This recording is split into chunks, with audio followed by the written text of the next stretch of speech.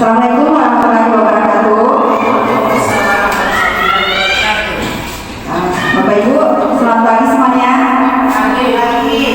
Puji syukur kita panjatkan kehadiran Allah Subhanahu wa Ta'ala, karena hari ini kita masih diberikan kesempatan untuk melaksanakan salah satu kegiatan kita. Salah satu kegiatan saya adalah program Guru Penggerak. Pertama-tama saya ucapkan terima kasih kepada Bapak Kepala Sekolah yang sudah memberikan kesempatan waktu kepada saya untuk melaksanakan kegiatan ini, dan terima kasih juga kepada rekan-rekan guru yang sudah menyempatkan hadir untuk mengikuti kegiatan ini. Baik, sebelumnya saya perlu jelaskan bahwa kegiatan saya ini merupakan salah satu kegiatan dalam program pendidikan guru penggerak yang sedang saya laksanakan, di mana pada program ini salah satu bentuk kegiatannya adalah aksi nyata dalam bentuk membagikan pemahaman dan pengalaman salah satu materi kepada rekan-rekan guru di sekolah. Sehingga hari ini kita melaksanakan kegiatan ini. Baik Bapak Ibu, sebelum saya masuk ke materi, saya ingin menyampaikan kepada Bapak Ibu bahwa dalam menyampaikan materi ini bukan maksud untuk menggurui Bapak Ibu sekalian, termasuk karena di sini juga ada Bapak Kepala Sekolah. Jadi kita dalam bentuk sharing saja dan diskusi hal-hal baik apa yang bisa kita ambil dari kegiatan, dari materi yang akan saya sampaikan. Baik, Bapak Ibu, sebagaimana Bapak Ibu sudah melihat di depan, untuk materi yang akan saya sampaikan pada kesempatan kali ini yaitu budaya positif. Materi salah satu materi yang saya dapatkan dalam program pendidikan guru penggerak, di mana materi ini terdapat di modul 1, di modul 1.4. Pada materi ini sangat banyak informasi-informasi yang saya dapatkan, dan alhamdulillah kami diberikan kesempatan untuk membagikan informasi ini kepada rekan-rekan guru di sekolah. Baik, budaya positif Bapak Ibu, jika kita mendengar kata budaya positif, menurut Bapak Ibu kira-kira yang terbesit di pikiran Bapak Ibu kira-kira itu kaitan dengan apa? Ada yang bisa beri tanggapan? Positif berpikir. Positif berpikir, boleh. Positif berbicara. Berbicara. Positif bertingkah laku. Positif dalam bertingkah laku, ya. Oke, ya. Betul sekali Bapak Ibu ya. Dalam budaya positif itu ada nilai-nilai kebaikan yang akan kita terapkan, dan salah satunya yang sudah disebutkan oleh Bapak Kepala Sekolah. Baik, kita lanjut. Pada materi budaya positif ini ada 8 konsep inti yang akan saya sampaikan Bapak Ibu. Yang pertama adalah perubahan paradigma belajar, disiplin positif, nilai-nilai kebaikan universal, motivasi perilaku manusia, kebutuhan dasar manusia, posisi kontrol guru, keyakinan kelas, dan segitiga restitusi Bapak Ibu ya. Baik, kita bahas satu-satu Bapak Ibu. Yang pertama adalah perubahan paradigma belajar. Dalam menerapkan budaya positif, salah satu yang kita perlu lakukan pada kurikulum Merdeka ini adalah kita melakukan perubahan paradigma dalam pembelajaran kita Bapak Ibu ya. Yang seperti apa itu? Nah, sebagaimana kita tahu bahwa kurikulum sekarang adalah sudah berubah, yaitu kurikulum Merdeka. Jadi ada paradigma pembelajaran yang perlu kita ubah Bapak Ibu, yaitu adanya pembelajaran yang dirancang berdasarkan prinsip pembelajaran berdiferensiasi, sehingga peserta didik belajar sesuai dengan kebutuhan dan perkembangannya untuk mewujudkan profil belajar Pancasila. Saya kira dua kata berdiferensiasi dan profil belajar Pancasila sudah kita dengar Bapak Ibu. Tapi yang seperti apakah yang berdiferensiasi itu? Pembelajarannya seperti apa sebenarnya yang harus kita terapkan di kurikulum ini? Yang berdiferensiasi maksudnya Bapak Ibu adalah pembelajaran yang berpusat pada Dan pembelajaran yang diberikan adalah pembelajaran yang sesuai kebutuhan, sesuai minat dari siswa. Seperti itu Bapak Ibu. Jadi misalkan ketika kita memberikan pembelajaran, kita harus memahami dulu siswa kita ini butuhnya dia pembelajarannya seperti apa yang dibutuhkan. Karena terkadang ada siswa ada yang senang belajar kelompok, ada yang senang jika kita memberikan media pembelajaran, sangat seperti video-video pembelajaran atau yang lainnya. Jadi kita sebagai guru yang harus memahami kira-kira kebutuhan siswa kita apa, sehingga kita bisa menerapkan pembelajaran yang berdiferensiasi pada siswa kita. Dan tentu dalam pembelajaran itu harus termuat bagaimana caranya kita bisa membentuk karakter siswa kita ke dalam membentukkan karakter profil pelajar Pancasila. Karakter profil Pancasila itu saya kira kita sudah paham Bapak Ibu. Yang pertama adalah beriman bertakwa kepada Tuhan Yang Maha Esa dan berakhlak mulia, berkebinekaan global, bergotong royong, kreatif, bernalar kritis dan mandiri. Jadi keenam karakter inilah yang harus tertanam dalam metode pembelajaran kita, Bapak Ibu. Ya. Oke, kita lanjut. Konsep yang kedua adalah disiplin positif. Salah satu budaya positif yang paling sering kita terapkan dalam lingkungan sekolah kita adalah bagaimana menerapkan disiplin. Ya kan Bapak Ibu? Ya. Disiplin itu dalam budaya kita, makna kata disiplin itu dimaknai menjadi sesuatu yang dilakukan seseorang pada orang lain untuk mendapatkan kepatuhan. Kita cenderung menghubungkan kata disiplin dengan ketidaknyamanan. Maksudnya apa Bapak Ibu? Jadi dalam budaya kita sekarang itu kita sering menerapkan kata-kata disiplin itu kerap kaitannya dengan ketidaknyamanan. Misalkan siswa harus datang tepat waktu. Kalau tidak tepat waktu nanti ada hukuman. Itu akan menimbulkan ketidaknyamanan kepada siswa sebenarnya Bapak Ibu. Jadi yang seperti apa disiplin positif yang sebenarnya itu Bapak Ibu? Seharusnya kita sebagai pendidik, tujuan kita adalah menciptakan anak-anak yang memiliki disiplin diri sehingga mereka bisa berperilaku dengan mengacu pada nilai-nilai kebajikan universal dan memiliki motivasi intrinsik, bukan ekstrinsik. Maksudnya apa? Ekstrinsik itu motivasi dari luar. Salah satunya contohnya yang tadi saya sudah sampaikan bahwa siswa datang tepat waktu karena mungkin mereka takut dihukum. Nah, itu adalah motivasi ekstrinsik Bapak Ibu. Jadi hanya motivasi dari luar.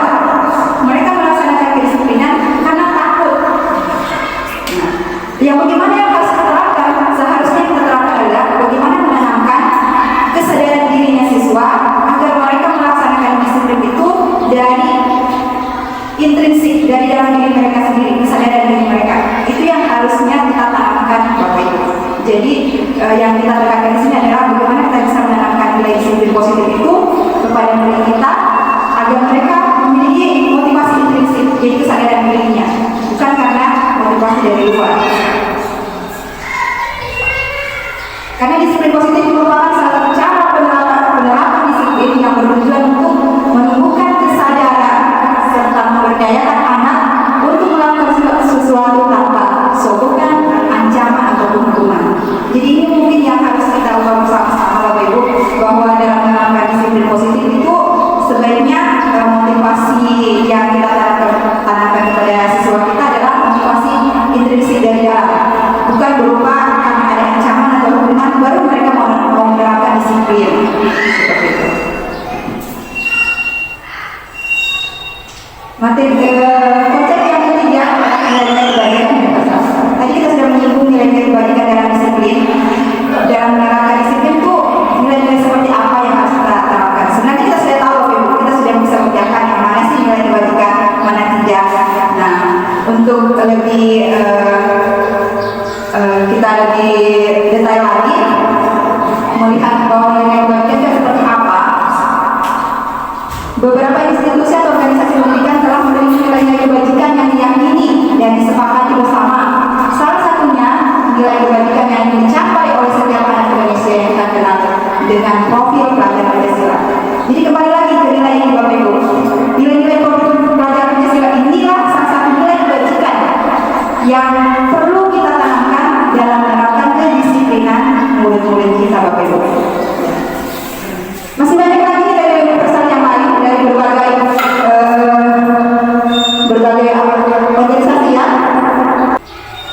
Baik, selanjutnya kita lanjut ke motivasi perilaku manusia dalam menerapkan disiplin. Ketika kita melakukan sesuatu, apakah itu sikap positif ataupun negatif, pasti ada motivasi yang mendorong kita untuk melakukan itu. Baik kita sendiri sebagai guru maupun murid-murid kita. Nah, motivasi merupakan dorongan yang timbul pada diri seseorang secara sadar atau tidak sadar untuk melakukan suatu tindakan dengan tujuan tertentu. Jadi ketika ada anak yang melakukan kesalahan, kita harus paham itu pasti ada tujuannya, Bapak Ibu. Entah itu apa, entah itu baik ataupun buruk, pasti ada tujuannya. Nah, salah satu hal yang menjadi motivasi untuk melakukan sesuatu, salah satunya adalah untuk menghindari ketidaknyamanan dan hukuman. Nah, ini yang sudah kita sebut tadi. Contohnya, murid melakukan disiplin diri karena takut dihukum. Nah, ini motivasi, salah satu motivasi yang membuat murid untuk melaksanakan sesuatu, apakah itu disiplin, apakah itu kegiatan yang lain. Salah satu yang memotivasi mereka karena mungkin ingin menghindari ketidaknyamanan atau hukuman. Ya, saya mau mengerjakan tugas karena saya tidak mau nanti tidak dapat nilai, seperti itu. Jadi motivasi ini namanya motivasi ekstrinsik. Jadi masing-masing motivasi dari luar. Yang kedua adalah mendapatkan imbalan atau penghargaan dari orang lain. Ini salah satu motivasi juga yang membuat kita membuat manusia melakukan sesuatu atau perilaku. Misalkan siswa kita ini, kamu kerja tugas ya, nanti saya berikan ini, seperti itu. Sebenarnya ini kurang tepat, Bapak Ibu, karena motivasi ini bersifat jangka pendek. Ketika nanti kita sudah tidak mau memberikan imbalan, siswa sudah tidak mau lagi melaksanakan disiplin. Yang ketiga, menghargai nilai-nilai kebajikan diri sendiri. Misalkan murid melakukan disiplin diri karena sadar akan nilai kebajikan dirinya. Nah, artinya siswa melaksanakan disiplin itu karena mereka sadar ada nilai kebajikan yang akan dia dapatkan. Nah, inilah yang harus kita terapkan, Bapak Ibu, karena ini merupakan motivasi ekstrinsik dia dari dalam diri siswa itu sendiri. Kemudian berkaitan dengan motivasi, ada 3 istilah yang berkaitan dengan motivasi, Bapak Ibu. Ada kata hukuman, ada konsekuensi, dan ada restitusi. Kalau hukuman dan konsekuensi mungkin sudah sering kita dengar, tapi ada kata restitusi. Saya pun dalam pendidikan guru penggerak ini, saya baru mendapatkan istilah restitusi ini, Bapak Ibu. Ini hal baru buat kita semua. Ternyata ada yang seperti restitusi. Apa sebenarnya itu? Kita bahas satu-satu, Bapak Ibu. Nah, kalau hukuman, dia modelnya tidak terencana atau tiba-tiba. Sifatnya satu arah atau memaksa. Kemudian murid tidak tahu sanksi apa yang mau diterima. Kemudian hukuman juga berupa fisik dan psikis. Jadi boleh berupa fisik, boleh berupa psikis. Mungkin supaya kelihatan. Baik, kita lanjut, Bapak Ibu. Jadi hukuman modelnya seperti ini, Bapak Ibu. Jadi dia tidak terencana. Kemudian nanti ada yang bisa tersakiti. Kemudian murid juga bisa menjadi rendah diri.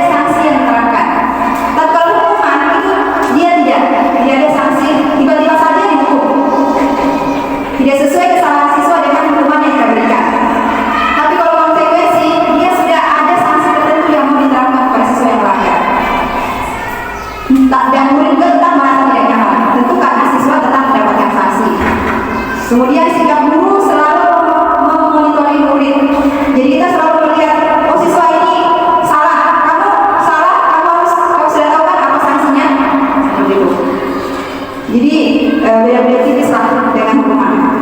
Nah, restitusi itu yang seperti apa Bapak Ibu?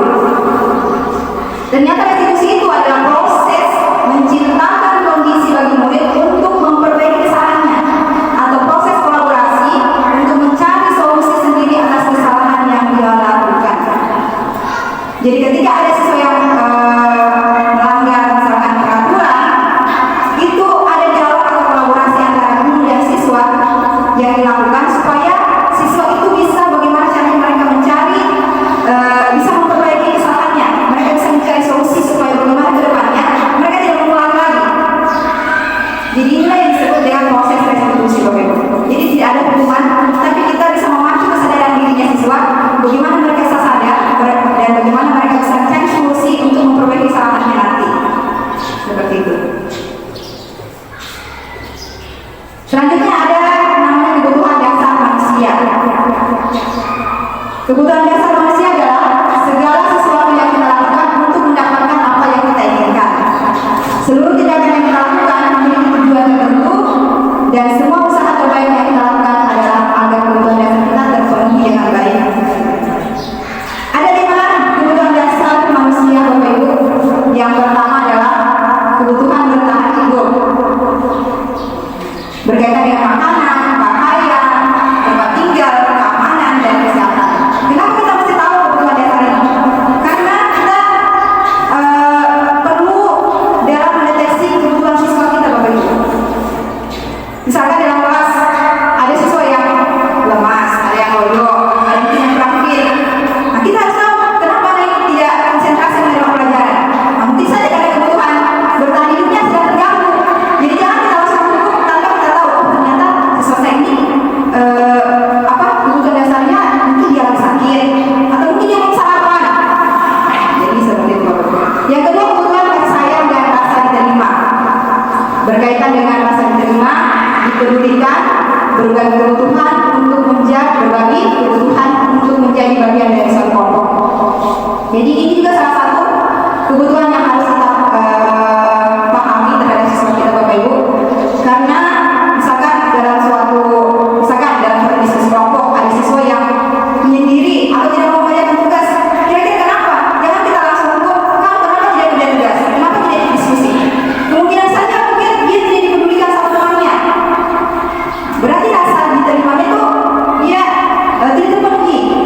Ya, jadi bagaimana kita bisa merangkul mereka supaya setiap siswa kebutuhan dasarnya bisa terpenuhi, supaya mereka bisa belajar bersama-sama. Yang ketiga ada kebutuhan dasar manusia yang berupa kebutuhan penguasaan. Dia berkaitan dengan harga diri, kemampuan, keterampilan, memimpin, didengar dan diakui atas prestasi. Contohnya seperti apa? Terkadang kita temukan siswa ada yang percaya dirinya tinggi. Sering ketika menjawab kita kasih pertanyaan, saya bu, maunya dia terus. Nah, berarti dia sedang memenuhi kebutuhan penguasaannya Bapak Ibu. Dia ingin menjadi pemimpin, dia ingin diapresiasi, dia ingin diakui prestasinya seperti itu. Jadi jangan kita harus paham betul apa kebutuhan dasar siswa kita. Yang keempat ada kebebasan, berkaitan dengan mandiri, memiliki pilihan, tidak terpengaruh, dan senang mencoba hal baru. Kebebasan ini ternyata kebutuhan kita itu ada yang namanya kebebasan. Yang seperti apa? Contohnya ada siswa yang ketika kita mengajar dia cuek. Mungkin dia bosan dengan cara pembelajaran kita. Mungkin kita hanya ceramah. Ternyata dia mungkin butuh pembelajaran yang lebih, misalkan dengan bermain, baru bisa dia paham. Jadi ini kebutuhan kebebasan yang dimaksud di sini. Ada juga kebutuhan kesenangan, berkaitan dengan bermain, humor, antusiasme, dan tertawa. Jadi dalam pembelajaran kita itu Bapak Ibu, sebisa mungkin kita harus seringi dengan bermain atau humor atau games. Karena ini adalah kebutuhan murid kita Bapak Ibu. Dalam pembelajaran kita perlu menerapkan ini. Oke. Selanjutnya, nah ini yang paling terpenting bagi kita Bapak Ibu. Kalau tadi saya bahas murid. Nah sekarang ada namanya posisi kontrol guru.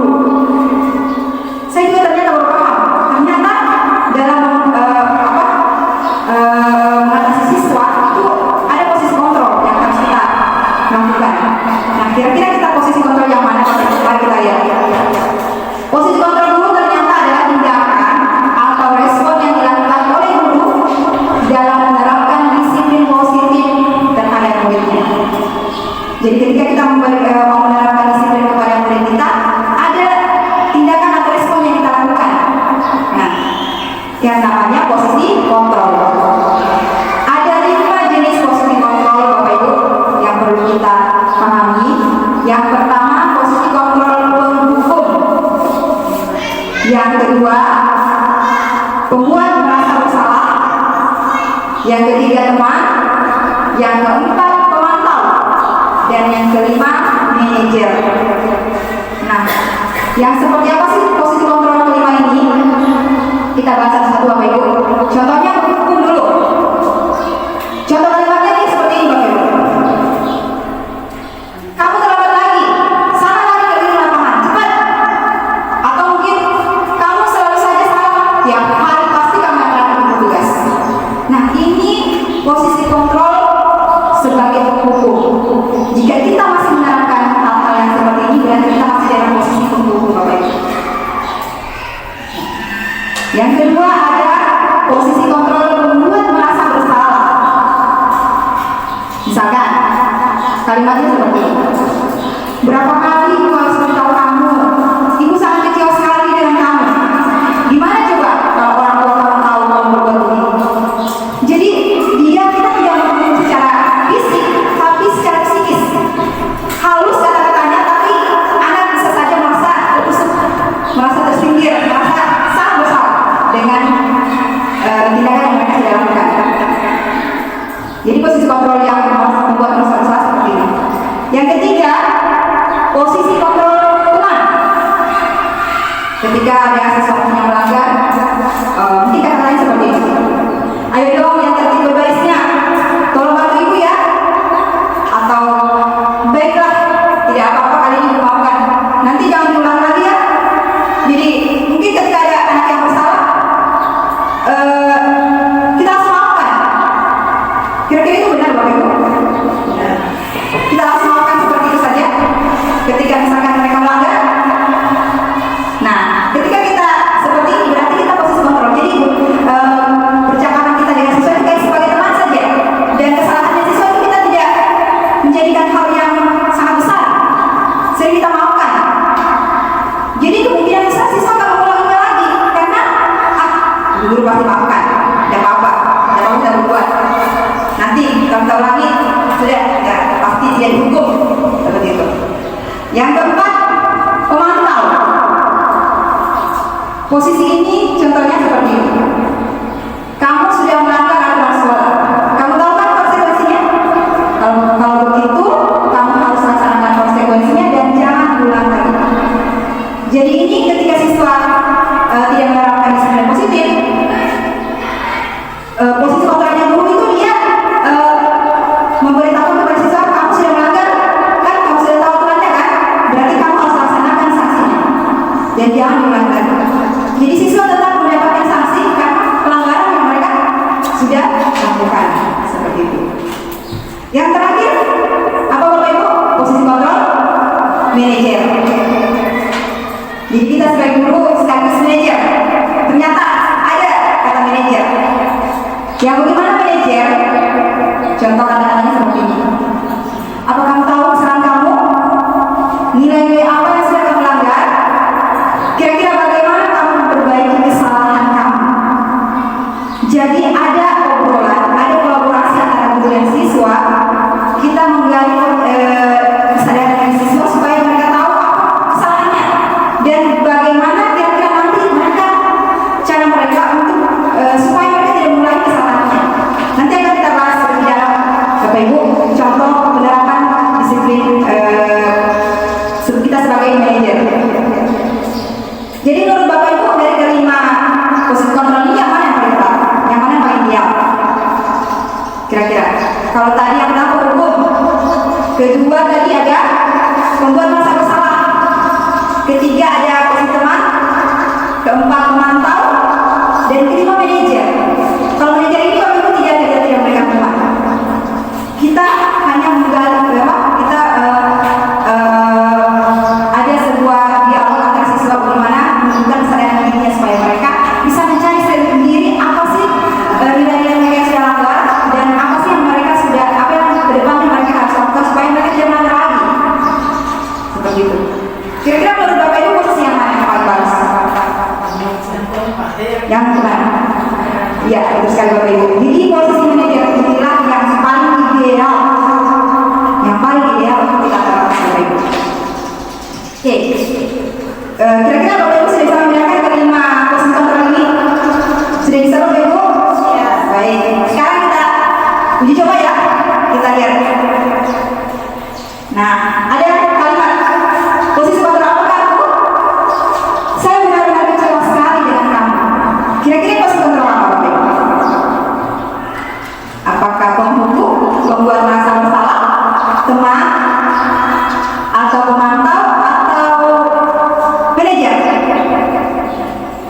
Menurut Bapak Ibu kira-kira posisi kontrol apa? Saya benar-benar kecewa sekali dengan kamu. Jadi kata-katanya menolong, tapi Anda kayaknya sih bagaimana perasaannya? Kira-kira posisi kontrol apa? Manajer. Kira-kira apa? Ada yang lain? Oke, kita lihat. Ternyata membuat merasa bersalah, Bapak Ibu. Ya. Jadi kata-katanya dia membuat siswa dia merasa bersalah dengan apa yang sudah mereka lakukan. Sekali lagi ya Bapak Ibu, kalimatnya adalah kamu benar-benar ya semua tugas pasti tidak bisa kamu selesaikan. Kira-kira posisi kontrol apa ini? Ketika ada guru yang mengucapkan kalimat seperti ini, kamu benar-benar ya semua tugas pasti tidak bisa kamu selesaikan. Ayo, kira-kira posisi kontrol apa?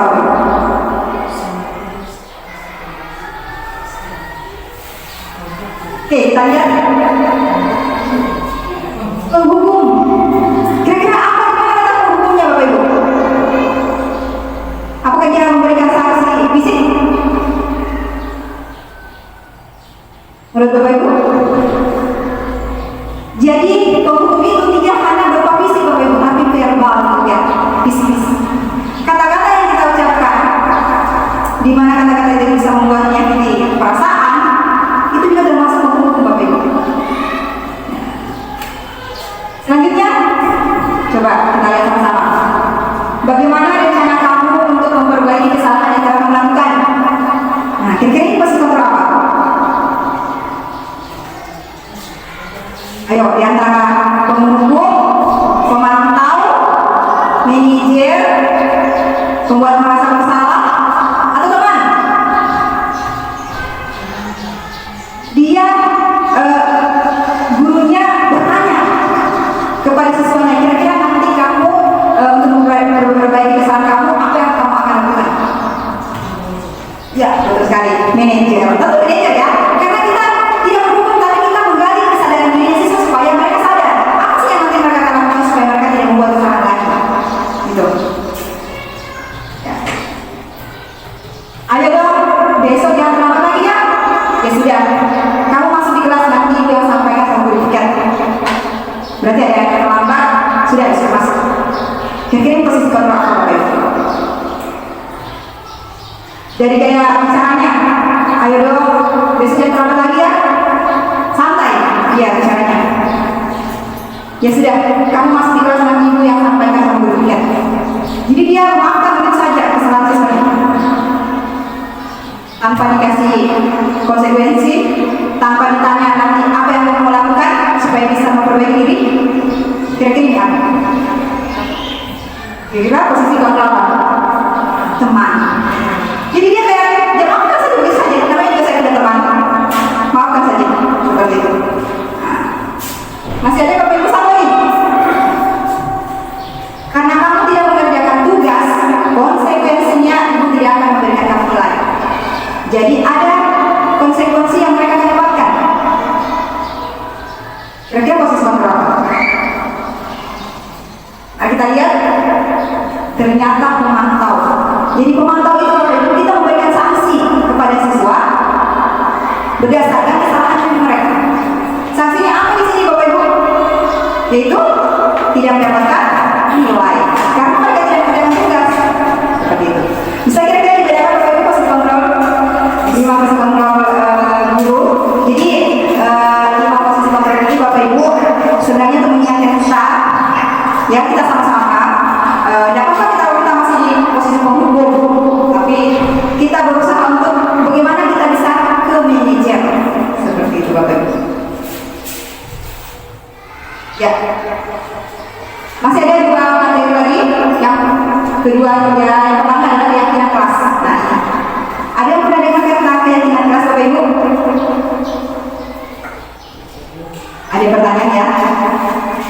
Keyakinan kelas itu berarti dengan peraturan sebenarnya. Pertanyaannya begini Bapak Ibu, mengapa keyakinan kelas? Mengapa tidak peraturan kelas saja? Menurut Bapak Ibu kira-kira kenapa? Kenapa di dalam kelas itu ternyata kita harus buat sebuah peraturan yang namanya keyakinan kelas? Bapak Ibu? Kenapa mesti keyakinan? Kenapa saya mungkin bisa dilihat Bapak Ibu, saya sudah kelas 6, saya sudah membuat keyakinan kelas. Kenapa mesti ada keyakinan kelas itu? Kenapa bukan peraturan saja? Begini Bapak Ibu, saya kasih ilustrasi ya Bapak Ibu, boleh? Kira-kira ketika kita pakai helm dalam berkendara, itu alasannya kira-kira apa menurut Bapak Ibu? Supaya apa? Supaya tidak ditilang. Ada yang lain? Melindungi diri kita. Mungkin kalau jatuh, melindungi. Ya, betul sekali Bapak Ibu ya. Kalau kita pakai helm karena tidak mau ditilang, berarti itu masih motivasi dari luar, ekstrinsik. Jadi kita mematuhi supaya tidak ditilang. Nah, bagaimana menurut Bapak Ibu kalau kita pakai helm karena kesadaran diri kita, keyakinan kita bahwa saya pakai helm untuk melindungi diri saya? Kira-kira menurut Bapak Ibu motivasi yang kedua itu mana yang paling baik menurut Bapak Ibu? Melindungi ya. Berarti keyakinan, kita yakin dibanding peraturan yang tadi. Nah, inilah letak perbedaan Bapak Ibu antara peraturan dan keyakinan. Ya, begitu juga dalam menerapkan keyakinan kelas. Nah, yang mana sih keyakinan kelas itu, Bapak Ibu? Untuk kelas 6 kami sudah membuat keyakinan kelas beberapa waktu yang lalu. Nah, ini juga keyakinan kelas adalah satu materi yang benar-benar saya baru ini dapatkan, Bapak Ibu, dari pendidikan guru penggerak ini. Dan alhamdulillah saya bisa membahaskan kepada teman-teman. Mudah-mudahan depannya kita sama-sama bisa berkolaborasi untuk membuat keyakinan kelas di kelas kita masing-masing, Bapak Ibu. Nah, yang seperti apa sih keyakinan kelas itu, Bapak Ibu? Dia dibentuk dalam lingkup kelas. Kalau keyakinan sekolah berarti seluruh. Nah, keyakinan kelas itu begini. Kalimatnya berbentuk abstrak atau penjelasan ringkas. Kemudian dibuat dalam pernyataan positif. Jumlah keyakinan yang dibuat tidak perlu terlalu banyak, sesuai dengan kondisi kelas dan melibatkan seluruh warga. Jadi proses langkah-langkahnya seperti itu, Bapak Ibu. Seluruh warga kelas itu membuat sebuah kesepakatan nilai-nilai apa sih yang mau diterapkan dalam kelas. Dan nilai-nilai itu bukan dari gurunya yang membuat, tetapi dari siswa itu sendiri. Jadi kita memberikan kesempatan kepada setiap siswa untuk kita tanya, kira-kira nilai apa yang mau kalian terapkan di sekolah, di kelas khususnya ya. Kemarin setelah saya membuat keyakinan kelas ini sangat banyak. Mereka ada yang bilang harus saling pakai Bu, harus disiplin Bu, harus harus menjaga kebersihan Bu. Nah, mereka membuat sendiri dan menempelkan di keyakinan kelas itu. Jadi mereka keyakinan dari mereka sendiri yang ingin membuat peraturan itu, sehingga ada rasa tanggung jawab mereka untuk melaksanakan peraturan yang mereka yakin seperti itu. Dibanding kita membuat peraturan, kita tempel begitu saja peraturannya, itu mana ada. Pasti siswa jarang mau melaksanakan. Tapi kalau kita membuat keyakinan kelas, karena siswa sendiri yang meyakini bahwa nilai itu baik, insya Allah mereka akan bertanggung jawab untuk melaksanakan. Seperti itu Bapak Ibu. Bisa dipahami? Oke, lanjut. Nah, ini materi terakhir Bapak Ibu. Ada namanya segitiga restitusi. Tadi kita sudah singgung sedikit tentang restitusi ya. Sebuah proses dialog antara murid dan siswa, di mana mereka ada dialog untuk mendapatkan solusi untuk memperbaiki kesalahan yang mereka sudah lakukan. Ya. Nah, segitiga restitusi ini Bapak Ibu adalah suatu proses dialog yang dijalankan guru atau orang tua agar dapat menghasilkan murid yang mandiri dan bertanggung jawab. Nah, ternyata segitiga restitusi ini ada tahapannya Bapak Ibu. Tahapan yang pertama adalah menstabilkan identitas, yang kedua validasi tindakan yang salah, dan yang ketiga menanyakan keyakinan. Inilah tahapan dari segitiga restitusi, Bapak Ibu. Oke, jadi ini adalah tahapan segitiga restitusi yang perlu kita laksanakan ketika kita ingin menerapkan disiplin positif atau budaya positif di lingkungan sekolah kita, Bapak Ibu.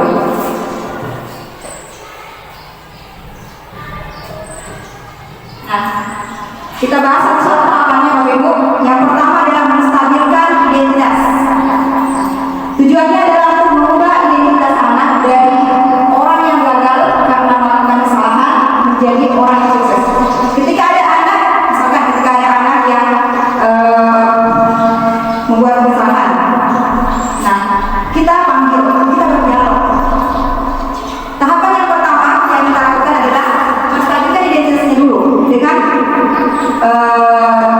menyangka membuat pertanyaan-pertanyaan seperti ini. Salah satunya, berbuat salah itu tidak apa-apa, atau bisa juga tidak ada manusia yang sempurna. Saya juga pernah melakukan kesalahan itu. Kita bisa menyelesaikan masalah ini. Jadi misalkan ada siswa yang berkelahi, kita panggil. Jangan langsung kita tanya Bapak Ibu, kenapa membuat, pasti mereka yang masih emosi. Jadi kita stabilkan dulu identitasnya, istilahnya kita stabilkan, orangkan dulu mereka punya pikiran, emosi seperti itu Bapak Ibu. Baru kita masuk ke tahapan yang kedua, yaitu validasi tindakan yang salah.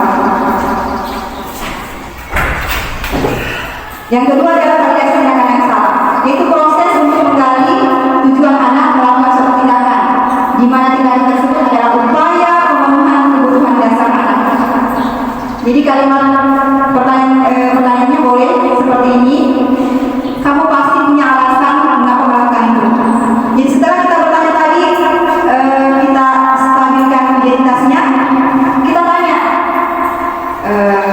kamu pasti punya alasan mengapa melakukan itu. Jadi kita tanya kenapa sih mereka melakukan kesalahan itu, kenapa sih misalkan mereka terlambat, kenapa sih mereka berkelahi seperti itu. Jadi ada alasannya. Mereka siswa akan dengan bertanya seperti itu, pasti siswa akan mulai menjawab, saya berkelahi mungkin tadi karena ibu, kenapa saya terlambat mungkin tadi karena ibu. Jadi mereka akan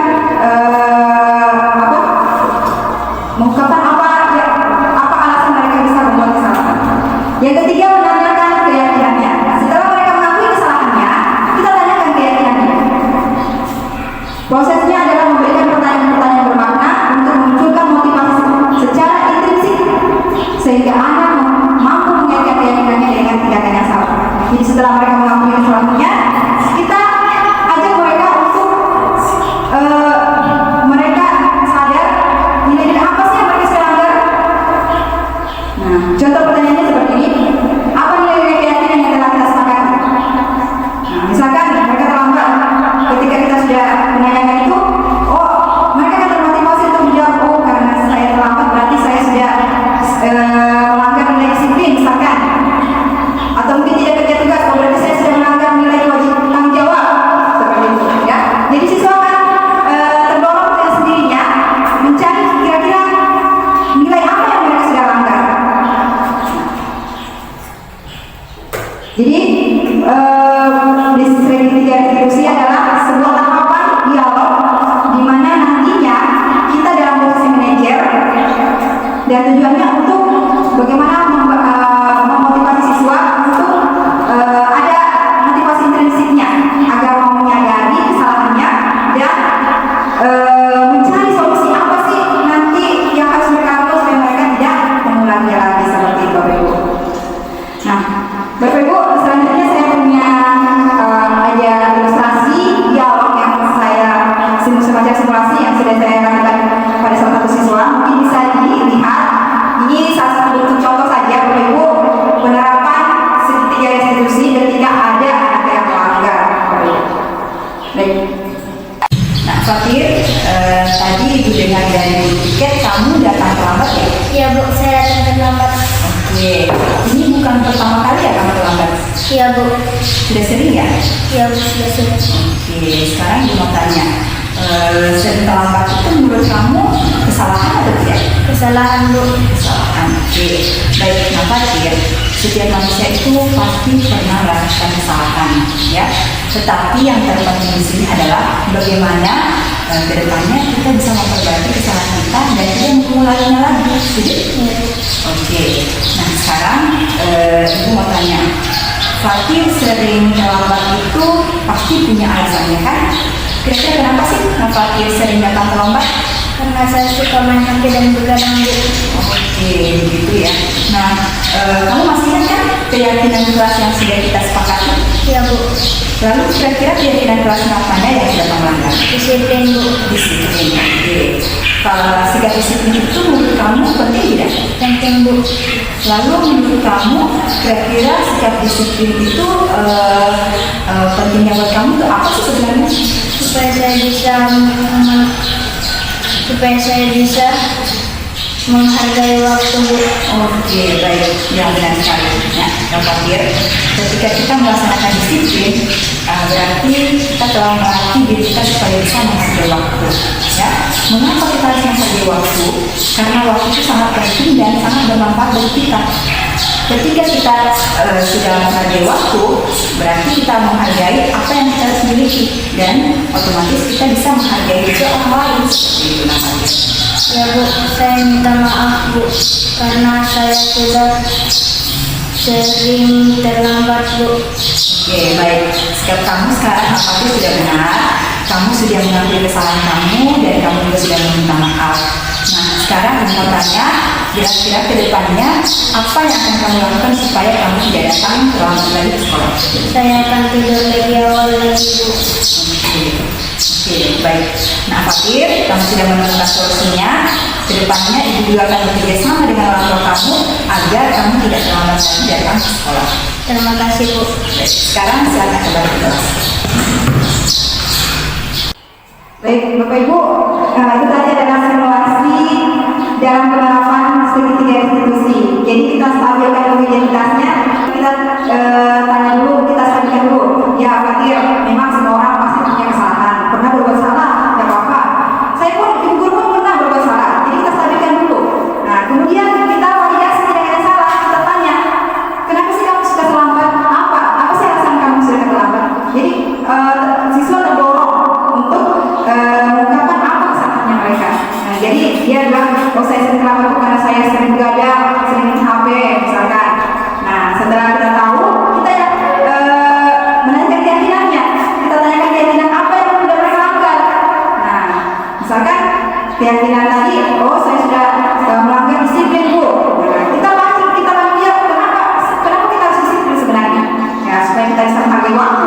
Nah, kita bisa jelaskan karena menghargai waktu itu sangat penting. Apa sih kalau kita menghargai waktu, apa sih dampak positifnya bagi dia? Nah, terakhir baru kita tanya bagaimana sih untuk kedepannya supaya kamu tidak terlambat. Nah, mereka kan ada disinilah yang dinamakan motivasi intrinsik. Jadi kita menggali bagaimana siswa ada kesadaran dirinya supaya ada rencana ke depan. Bagaimana caranya mereka tidak mengulangi kesalahannya? Itulah yang dinamakan dengan restitusi, Bapak Ibu. Proses di mana kita berdialog dengan siswa dengan tujuan untuk memperbaiki kesalahannya, dengan tujuan bagaimana supaya siswa termotivasi secara intrinsik dalam dirinya untuk tidak mengulanginya lagi, seperti itu, tidak mengulangi kesalahannya lagi, Bapak Ibu. Baik, Bapak Ibu, kita sudah berada di bagian penutup. Ada kalimat seperti ini, Bapak Ibu, yang bisa saya sampaikan kegiatan penutup ini, yaitu dalam penerapan program disiplin positif, hendaknya guru memiliki standar kepribadian profesional dan sosial yang baik, di mana guru mampu berefleksi pada posisi kontrolnya saat ini. Jadi kita merefleksi diri kita masing-masing. Kita sudah di posisi kontrol yang mana, Bapak Ibu? Kita dan depannya kita bisa berupaya bagaimana kita sampai di posisi kontrol yang paling ideal, yaitu manajer, ya. Bagaimana pekerjaan ini sebagai seorang among atau posisi manajer yang menuntun murid-murid menjadi insan yang mandiri, merdeka, dan bertanggung jawab. Jadi dalam kalimat penutup ini bisa saya sebutkan bahwa kita sama-sama, Bapak Ibu, merefleksi diri kita supaya kita bisa dalam menerapkan budaya positif di lingkungan sekolah kita bisa menerapkan posisi manajer yang baik dengan memahami kebutuhan siswa kita yang sudah kita pelajari tadi, kebutuhan manusia, sehingga kita bisa menerapkan pembelajaran yang berdiferensiasi sesuai kebutuhan siswa dalam rangka mencapai profil pelajar siswa. Saya kira dalam kegiatan pembahasan ini, inilah yang bisa saya sampaikan, Bapak Ibu. Kita sama-sama saling sharing, berdiskusi supaya kita bisa meningkatkan nilai-nilai budaya positif khususnya di sekolah kita di SD Negeri 5 Omeo ini, Bapak Ibu. Sekali lagi saya ucapkan terima kasih atas waktu, atas kesempatan yang sudah diberikan kepada saya dalam kegiatan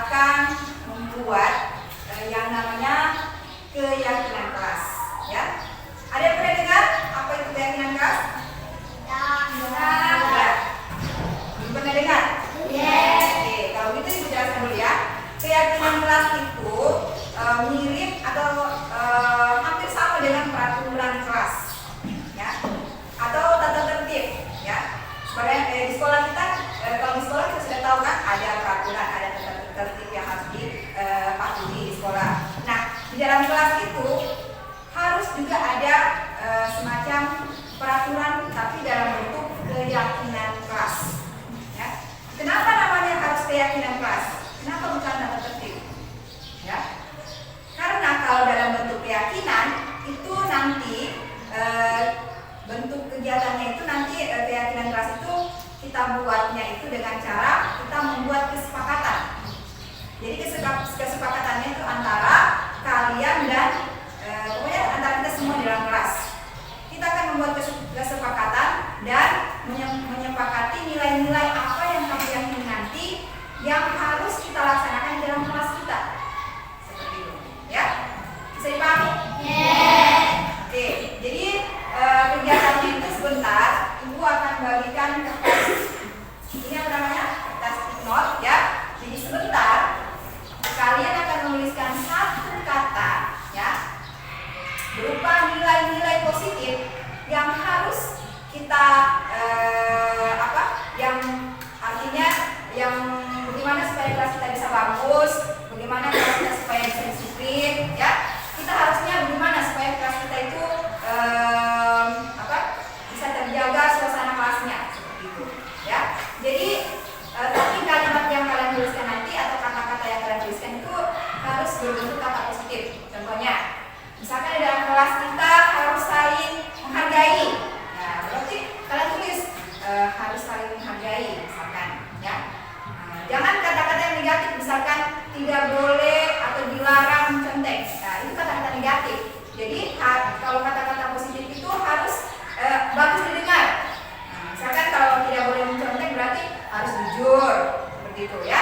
Atau mungkin harus datang disiplin, ya. Betul. Atau mungkin apa kira-kira? Banyak, ya. Jadi yang menurut kalian yang nilai-nilai disiplin yang bisa kita terapkan di dalam kelas kita ini. Jadi nanti setelah kalian nulis, kita akan kumpulkan semua nilai-nilai tersebut, kita akan tempelkan di papan keyakinan kelas itu. Kemudian nanti kita akan sortir mana yang nilai-nilainya dirasa kita bagus untuk kita sepakati dan nantinya akan kita laksanakan, ya. Kemudian itulah yang menjadi keyakinan kelas kita, gitu, ya. Bisa dipahami? Oke, kalau gitu saya berikan satu orang satu, silakan menulis satu kata apa kira-kira yang menurut kalian nilai yang harus terapkan di dalam kelas kita ini, ya. Tapi nilainya harus positif, ya. Oke, bisa ya? Satu orang satu. Oke. Nulisnya di sini, ya. Karena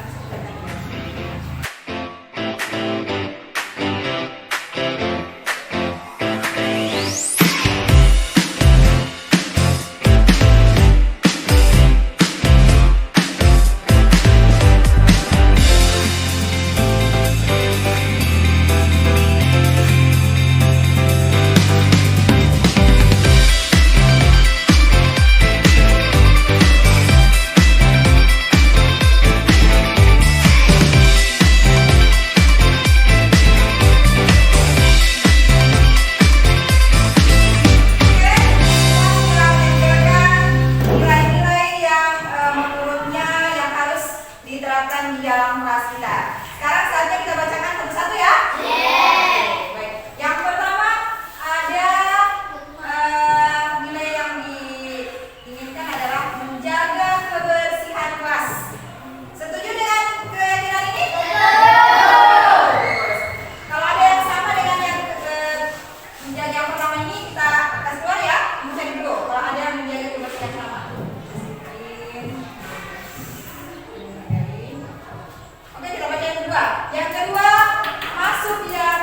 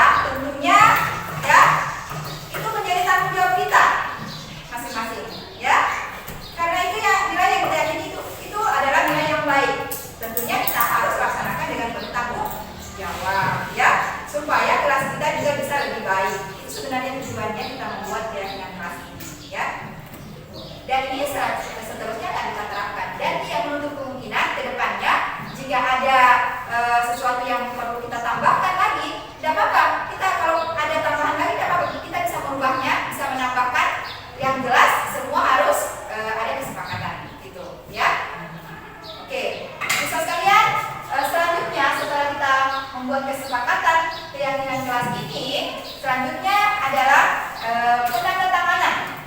Ya, jadi setiap siswa diwajibkan untuk menandatangani kesepakatan berupa keyakinan kelas kita ini sebagai bukti bahwa